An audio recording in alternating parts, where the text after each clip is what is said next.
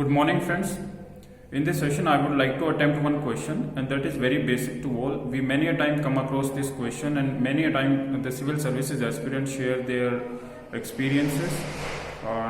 Many of us have appeared for civil services examination this time, and it's about statistics that 99% of the civil services aspirants would not be getting qualified, and they would be getting disqualified, and only 1%, it's around 1% only, the students would be getting their selection in the preliminary stage, and after that in main stage, like 1/3 of them may be getting disqualified, and again the 1/3 persons would be appearing for the interview stage. So it's about statistics. I would like to focus on the word called flunked and failed. In fact, in our life we never fail. We have nothing to lose in our life. If we think positively, we are gaining. We are our experience is getting enhanced. We are enhancing our knowledge base is getting enhanced, your personality is getting built up, and you are becoming the most aware person of the society, and you are becoming a good human beings overall. So how come you fail when you have put down your lot of time and energy and money, and having spent lot of things? How come you fail? So guys, never think of this word fail. In fact, you have gained a lot of things during these preparations, and half of the work is done. If I would say, I would interpret it, I would like to interpret this word called failed in other sense, that if let's say you are getting just a 50 marks in this preliminary stage, and you are getting disqualified, you are half of the marks you have attained. So you should think that half of the work is done. You have done half of the work, and remaining work you can complete in next year. So you should not take any negativity.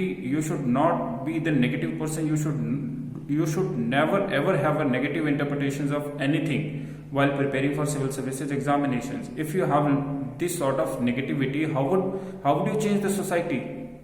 There are many persons, there is a lot of stress in the society.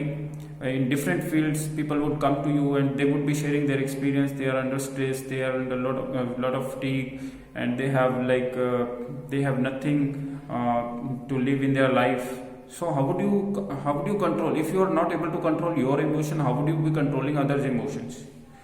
So my point is that you should think positively, that half of the work is done. If you, let's say, scored half of the marks, then remaining marks you can score it next time.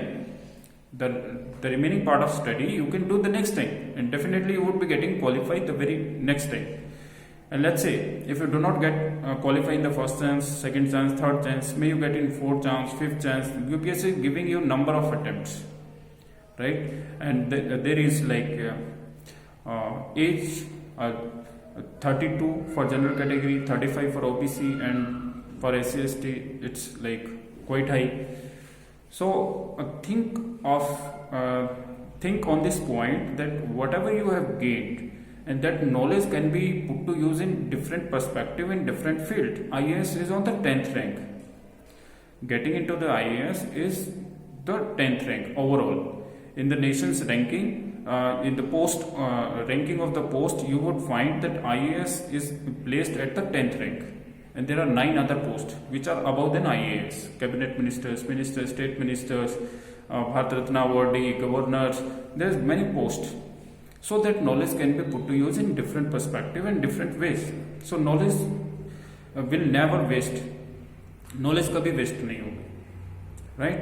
So whatever you are gaining, whatever you are learning, learn. You are in the learning process. You are, till the time you are part of this race, you are never failed.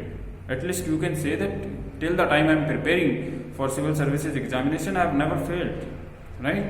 You appear for second time, you appear for third time, you appear for fourth time, and even if you do not clear let's say this is your last attempt, you are not getting qualified in the preliminary stage, what would you do? Finally, you are left with many other options. You can appear for state services examinations.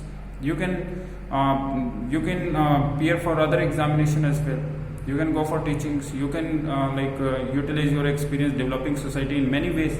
If your sole motto was to develop the society, to bring a change, a little contribution in the society, you can definitely do that. No one can stop you. No one can stop you contributing in the way you want.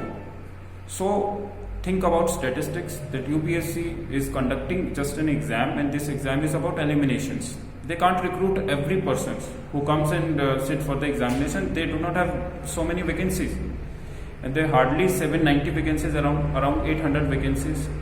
So all other persons, all other aspirants, what would they be doing? They would be gaining a lot of things. In fact, this is the process, this is the only exam which can enhance your knowledge, which can enhance your personality in such a wider way that no other examinations can give you such a big scope. There is no other exams perhaps in this world that can enhance you, that can bring your utmost potentials which is within you. So think positively, stay positive, and prepare for the examinations, and whatever feedback or whatever output you are getting while preparing for these examinations, think positively. Only then you would be having then you would be able to score high, you would be able to sustain in the process. Why? Because sometimes the journey becomes so long. No one wants to make it a 5-year plans, but sometimes it depends on the opponents, how hard they are putting in their efforts, how hard they are trying. If your opponent is trying harder, let's say you have scored 98 and your opponent is scoring 99, then definitely they would win.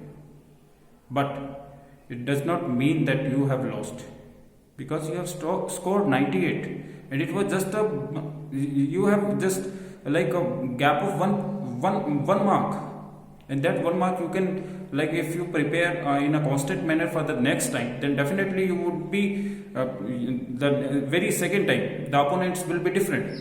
They will not be the same opponents, like the same opponent who has win. In fact, he has qualified for civil services, and the very second time the opponents is going to be changed. So for you, the next time your chances are higher.